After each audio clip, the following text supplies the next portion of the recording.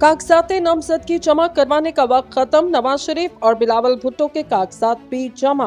आइंदा बरस 8 फरवरी को शेड्यूल आम इंतखाबात के लिए कागजात नामजद की जमा करवाने का वक्त आज खत्म हो गया।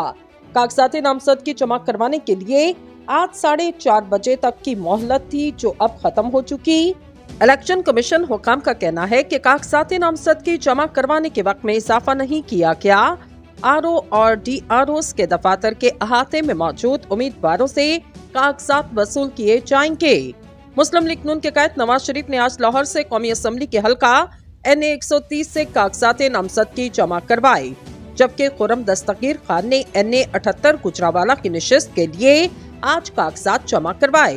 पाकिस्तान तहरीक इंसाफ की जानिब से डॉक्टर यास्मीन राशिद ने NA 130 से अपने कागजात जमा करवाए, जबकि पीपल्स पार्टी की जानिब से इकबाल अहमद खान, जमात इस्लामी की जानिब से सूफी खलीक और अहमद बट और JUI की जानिब से मौलाना सलीम अल्लाह कादरी ने कागजात नामजद की जमा करवाए।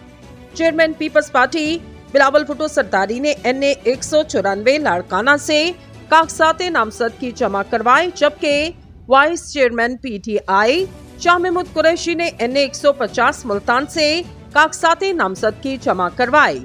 NA 150 से सैन कुरैशी और मेहरबानो कुरैशी ने भी कागजात नामजद की जमा करवाए, जबकि NA 180 कोट अदू से साबिक वजीर खारजा हिना रबानी खर ने कागजात नामजद की जमा करवाए।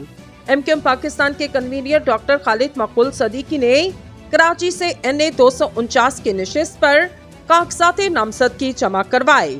सरबरा MQM ने NA 248 और NA 250 से कागजात नामजद की जमा करवाए। इलेक्शन कमीशन का कहना, हल्का बंदियों पर एतराज़ात से मुतल्लिक समात इंतखाबात के बाद की जाएगी।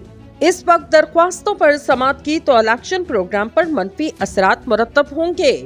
ख्याल रहे, हाई कोर्ट ने हल्का बंदियों के 15 मुकदमात इलेक्शन कमीशन वापस भिजवाए। सुप्रीम कोर्ट की हिदायत है कि इलेक्शन कमीशन 30 नवंबर की हल्का बंदियों पर इलेक्शन करवाए।